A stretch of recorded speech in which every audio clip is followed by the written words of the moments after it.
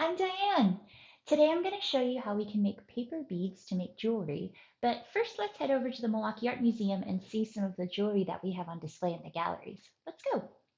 Hi, here I am in the galleries. I don't know if you've ever been in this part of the gallery. Down this hallway behind me, we have a lot of really cool silver pieces, including some jewelry. And I want to show you one of my favorite pieces. Let's go.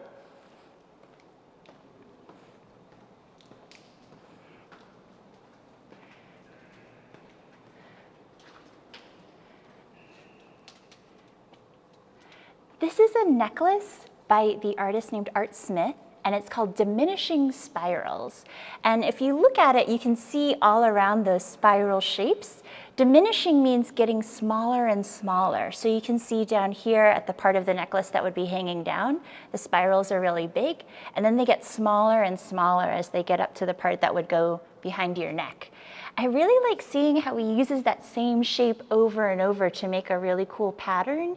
And you can imagine what it would feel like to wear this necklace. It'd be really big, it'd be really showy, everyone would notice it, right? It looks really nice on display in our case too. You can see the whole thing all the way around. I like this one a lot. We're here now in our European galleries because I wanted to show you this painting that also has some really interesting jewelry. It was painted by an Italian female artist named Sofonisba Inguisola, and it's called The Artist's Sister Minerva Inguisola. How do we know that it's Minerva? If we look closely at that large medallion that's on the front of her dress, that's actually showing an image of the Roman goddess Minerva, so that's a good clue.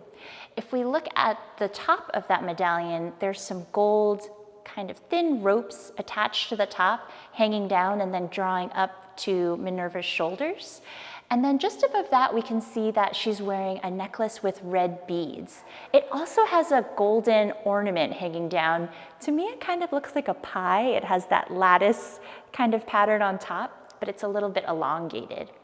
Also around the necklace, we can see her really fancy white collar with some black and white tassels that are hanging down. If we look a little bit higher up, on top of her head, Minerva's also wearing some golden decorations with jewels on top of her head and in her hair behind her head.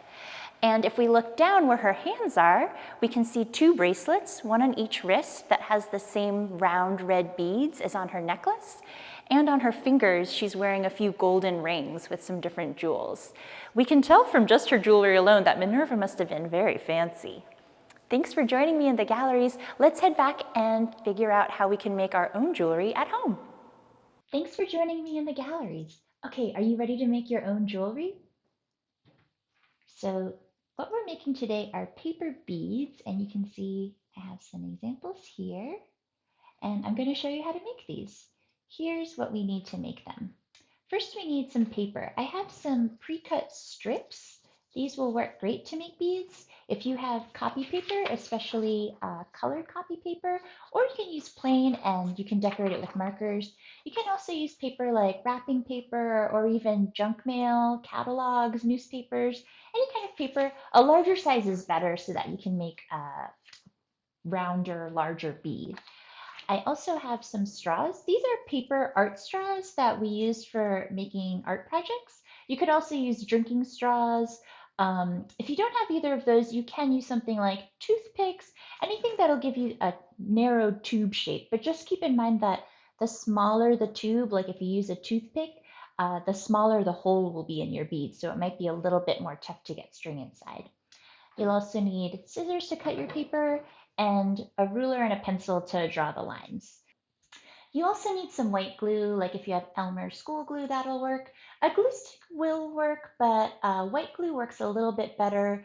And if you don't have any glue at all, you could use a little piece of tape, but glue is best if you have. I'll show you first how to cut the paper to make the bead. If you have a strip like this, you can just flip it. This one has a colorful side and a blank side, so I'm flipping to the blank side. And I'm just going to draw a diagonal line from the upper right corner to the lower left corner to make two long triangles. So I'll just draw a line, and it doesn't have to be like perfectly from corner to corner, just get it as close as you can. So I have my line here, and then I'll cut it to make my two long skinny triangles. and this will make 2 beads.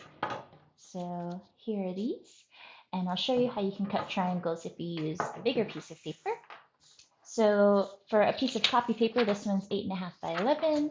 I might measure it out since I have a ruler. You don't have to, you can kind of eyeball it, but I might do one that's like 3/4 of an inch on the wider side, and then I'll measure to the middle of the other side. So I'm going to put a little dot first where it's 3/4 of an inch. And then I'm going to mark a dot where halfway through would be. That's actually 3/8.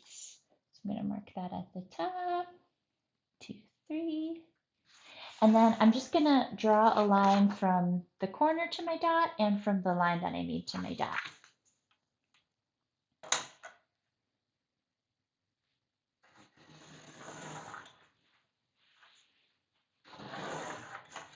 All right, this might be a little hard to see because it's very skinny, but I have my long triangle. This one's actually, if you're familiar with geometry, this is an isosceles triangle because these 2 long sides are the same length, and then of course the third side is very short.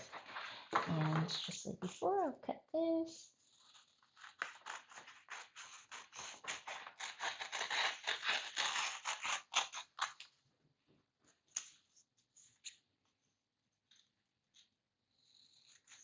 And if you're not perfectly on the line, it's okay. This is just to give you a sense of the shape. All right, so I have my long piece of paper for my copy paper, or again, if you have your 2 shorter pieces of paper. All right, so now that we have our long skinny triangles, I'm going to use my blue copy paper one. We're going to line it up on our straw, and you're going to put the wide end of the triangle against the straw like this. And I would just like a little bit hang over the edge here so that I can hold on to it. And then all you're going to do is roll that triangle along on the straw. In this case, you want to try to keep it centered so that eventually the tip is going to hit the middle of where your paper is. But if it's not exactly in the middle, that's okay.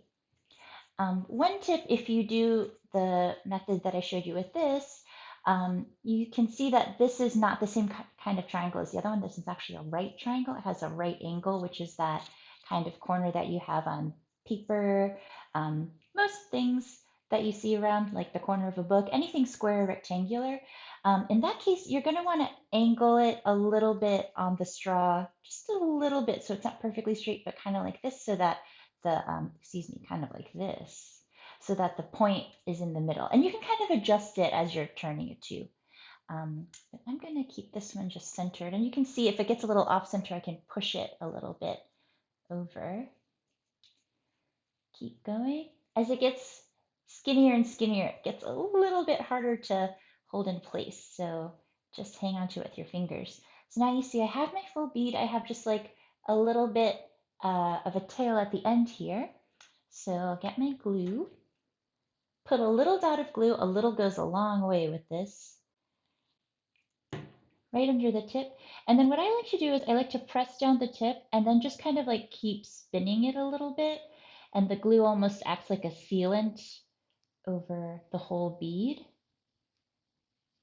And there you have it. You can see my bead is kind of long and it's like thicker in the middle where the point of the triangle is.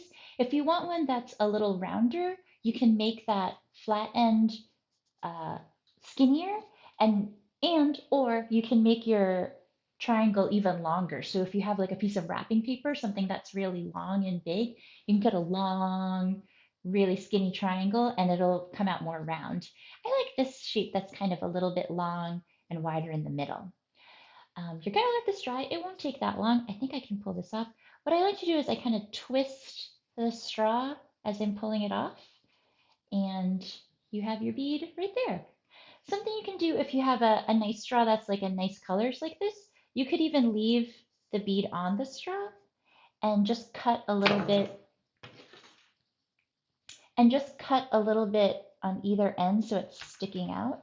So in this case, I have the darker blue straw and then the lighter blue paper in the middle, and this can be a full bead.